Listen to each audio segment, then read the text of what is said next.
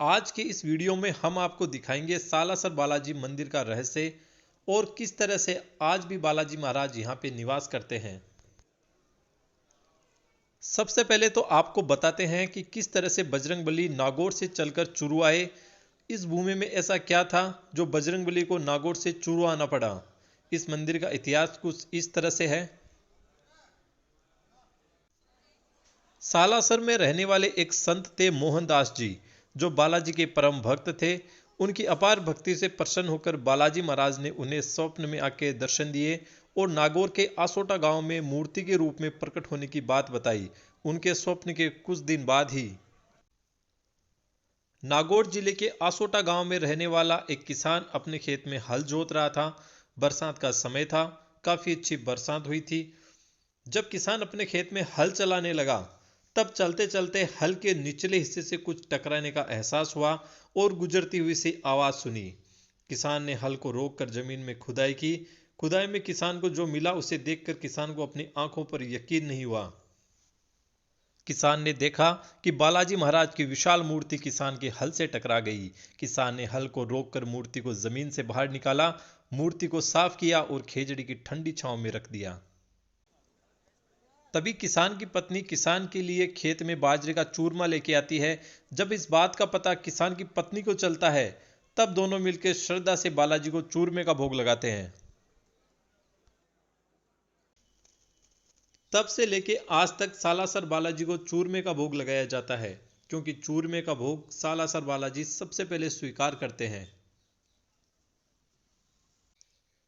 मूर्ति निकलने की बाद आग की तरह आसपास के गांव में फैल जाती है और वह खबर आसोटा गांव के ठाकुर चंपावत को मिली। वे दर्शन करने के लिए आए। तब किसान ने वह मूर्ति ठाकुर साहब को दे दी और कहा, इस मूर्ति की सुरक्षा आप ही कीजिए। उसी रात बालाजी ने चंपावत को सपने में दर्शन दिए और कहा, मेरी मूर्ति को बैलगाड़ी में रखकर सालासर भेज देना। सालासर पहुंचकर बैलगाड़ी वहीं छोड़ देना। जहां बैलगाड़ी रुके वहां मूर्ति स्थापना करवा देना।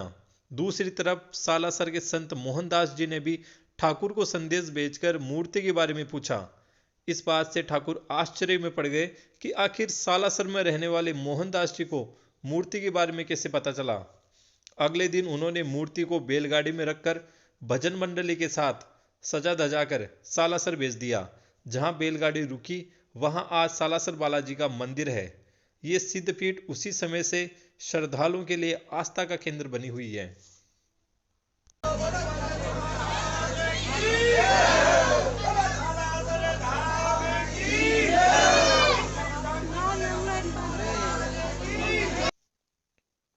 अब बताएंगे आपको मोहनदास जी महाराज के बारे में। मोहनदास जी सीकर जिले के रुल्यानी गांव निवासी लच्छीराम जी के सबसे छोटे पुत्र थे। मोहनदास जी की बहन कानी का विवाह सालासर गांव में हुआ था। एकमात्र पुत्र उदयराम के जन्म के कुछ समय बाद उनकी बहन विधवा हो गई थी। अपनी बहन और भांजे को सहारा देने के लिए मोहनदास जी सालासर आके रहने लगे और अपने भांजे उदयराम को ही चोला प्रदान करके मंदिर का प्रथम पुजारी नियुक्त किया। आज भी ये परंपरा कायम है। अपनी बहन के देह अवसान के बाद मोहनदास जी महाराज ने यहाँ जीवित समाधि ली थी। आज भी सालासर मंदिर में इनकी समाधि और स्मारक पास पास में है। अब आपको दिखाएंगे वो बैलगाड़ियां जिसमें बालाजी महाराज पहली बार नागौर के आसोटा गांव से चूरू के सालासर आए थे। आज भी ये बैलगाड़ियां सालासर मंदिर में सुरक्षित हैं। आज से ठीक 266 साल पहले बालाजी महाराज इन्हीं बैलगाड़ियों में विराजमान होकर सालासर आए थे।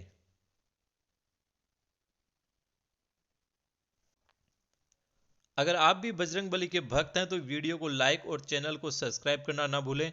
बजरंगबली आपकी सभी मनोकामनाएं पूरी करे। जय सालासर बालाजी की।